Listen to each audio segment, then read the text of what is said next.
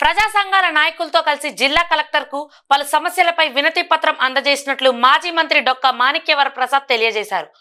అనంతరం ఆయన మీడియాతో మాట్లాడుతూ దళితులకు P4 పథకంలో తగు న్యాయం చేయాలని కలెక్టర్కు తెలియజేసినట్లు చెప్పారు.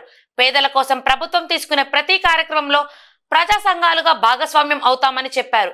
పేదరిక నిర్మూలనలో భాగంగా P4 ప్రభుత్వం తెచ్చిందని అన్నారు. P4 ద్వారా బీసీ, ఎస్సీ, ఎస్టీ మైనారిటీలకు లబ్ధి చేకూరేలా ఆ వర్గాల నుండి వినతులు స్వీకరించాలని కోరినట్లు చెప్పారు. మాదిగ దండోరా, మాల మహానాడు ఉద్యమాలలో ప్రాణాలు అర్పించిన మరియు దశాబ్దాల తరబడి ఉద్యమాలు చేసిన వారికి P4 లేదా కార్పొరేషన్ ద్వారా ఉపాధి కల్పించాలన్నారు. వాళ్ళందరిని ఆదుకోమని ప్రభుత్వం దృష్టి తీసుకెళ్తామని కలెక్టర్ గారు చెప్పారు. అదే సందర్భంగా మద్యం మాఫియా గత ప్రభుత్వ హయాంలో మద్యం కుంభకోణం జరిగిందనేది జగమెరిగిన సత్యం, జగద్విదితం. ఆ మద్యం కుంభకోణాన్ని పార్లమెంట్లో కూడా కుదిపేసి జాతీయ స్థాయిలో కూడా ఇంత పెద్ద స్థాయిలో మద్యం కుంభకోణం, ఇంత భారీ కుంభకోణం ఎక్కడా జరగలేదని అందరూ పార్లమెంట్ దేశ స్థాయిలో ఆశ్చర్యపోతా ఉన్నారు.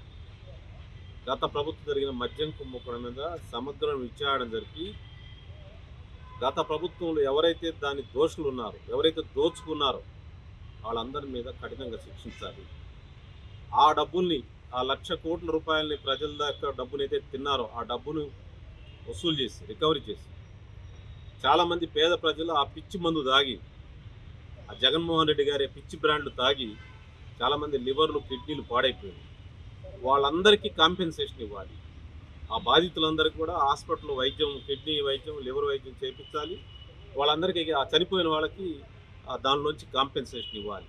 వాళ్ళ దగ్గర నుంచి, ఆ దోపిడీదారుల దగ్గర నుంచి, ఆ మద్యంలో దోచుకున్న ఆ దొంగల నుంచి ఆ రికవరీ చేసి ప్రభుత్వం ఒక ట్రస్ట్ పెట్టి ఆ ట్రస్ట్ ద్వారా బాధితులందరినీ, ఆ పిచ్చి మందు దాగి ఆరోగ్యం పాడు చేసుకున్న పేద వర్గాలందరికీ సహాయం చేయాలని చెప్పి విజ్ఞప్తి చేయడం జరిగింది. అందువల్ల ఈ ద్వారా విజ్ఞప్తి చేస్తూ ఉన్నాం. మన జిల్లాలో కూడా చాలా సమస్యలు ఉన్నాయి. దళిత క్రైస్తవులకి సిమెట్రీ అంటే సమాధుల సమస్య, ఒక బరియల్ గ్రౌండ్ సమస్య ఉంది. ఆ సమస్యను కూడా కలెక్టర్ గారు తీసుకొచ్చాం.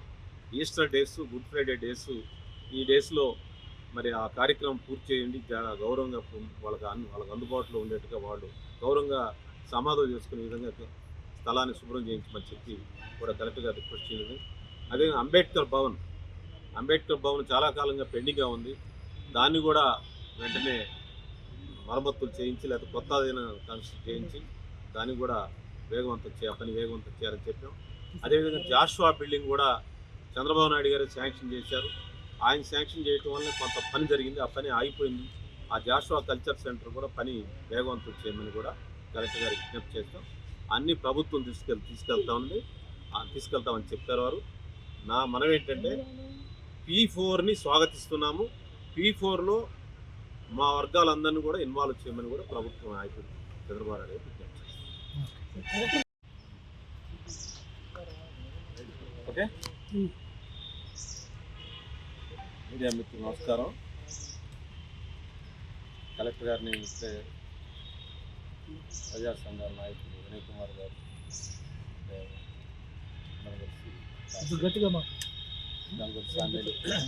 కలిసాము కలెక్టర్ గారిని.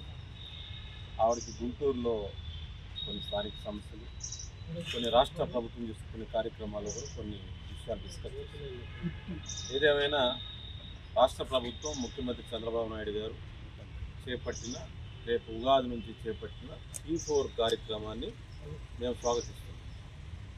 P4 కార్యక్రమం ద్వారా 20 లక్షల మంది పేదల్ని మానిటర్ చేస్తాము. వాళ్ళు పేదరికం నుంచి ఏ విధంగా బయటపడాలి, 20 లక్షల కుటుంబాలు అనే విషయాన్ని ఒక ప్రోగ్రాం తీసుకున్నందుకు రాష్ట్ర ప్రభుత్వానికి, ముఖ్యమంత్రి గారికి ప్రత్యేక ధన్యవాదాలు తెలియజేస్తాం. మేమంతా పేదల పక్షాన పనిచేసే వాళ్ళం కాబట్టి పేదల కోసం ఏ ప్రయత్నం చేస్తున్నా ఆ ప్రయత్నంలో మేము కూడా మా వంతు సహకారాన్ని, మా ఆలోచనని ప్రభుత్వానికి ఇవ్వడానికి సిద్ధంగా ఉన్నామని చెప్పి కలెక్టర్ గారికి చెప్పాం. అదే సందర్భంగా P4లో అన్ని వర్గాల ప్రజలకి, పేదలందరికీ cutting across the caste, creed line, ఆ కులాలు, మతాలకు అతీతంగా పేదవాళ్ళందరినీ సేకరించి ప్రభుత్వం మానిటర్ చేస్తూ పేదరిక నిర్మూలన కార్యక్రమం తీసుకోవడం స్వాగతించవలసిన విషయం. అయితే ఈ సందర్భంగా మేము ఏ విజ్ఞప్తి చేసామంటే కలెక్టర్ చాలా కల్చరల్ ఇష్యూస్ ఉన్నాయి.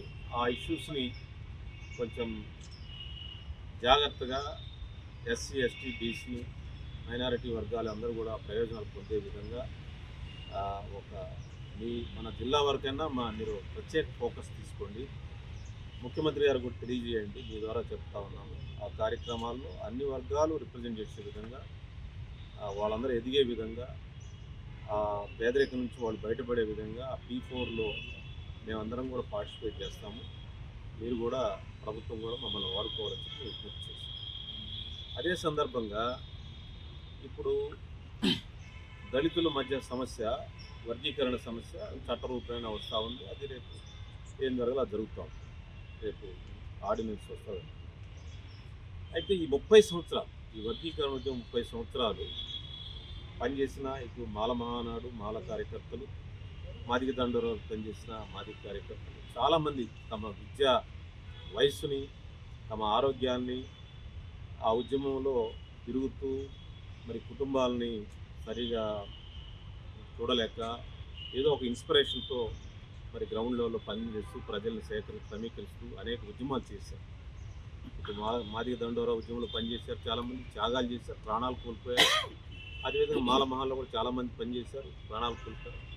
వాళ్ళందరికీ కూడా మీరు P4లో చేస్తారో లేకపోతే ప్రభుత్వం కార్పొరేషన్స్ ద్వారా ఏదైనా చేస్తారో వాళ్ళందరికీ ఉపాధి అవకాశాలు కల్పించే విధంగా మాదిగ దండోరాలో పనిచేసిన కార్యకర్తలకి, మరణించిన కుటుంబాలకి, అదేవిధంగా మాల మహానంలో పనిచేసిన కార్యకర్తలకు, మరణించిన కుటుంబాలకి ఉపాధి అవకాశాలు కార్పొరేషన్, ఎస్సీ కార్పొరేషన్ ద్వారా కానీ, ఇంకా మరేదైనా P4 ద్వారా కానీ, ఇంకేదైనా కార్యక్రమం ద్వారా ఆ కుటుంబాలన్నిటికీ కూడా సహాయం జరిగే విధంగా, వాళ్ళందరికీ ఉపాధి అవకాశాలు పెరిగే విధంగా అవసరమైతే 5 నుంచి 10 లక్షల రూపాయలు ఒక సపోర్ట్ చేసి, వాళ్ళలో సపోర్ట్ సిస్టమ్ పెంచి, వాళ్ళ కారులో లేకపోతే ల్యాండో లేకపోతే ఇంకేదైనా వ్యాపారం పెట్టుకోవటానికో ఎన్ని అవకాశాలు కల్పించి వాళ్ళని మెయిన్ స్ట్రీమ్ సొసైటీలో వాళ్ళ గౌరవం వచ్చే విధంగా ప్రభుత్వం చేయాలి. లేకపోతే వాళ్ళు 30 years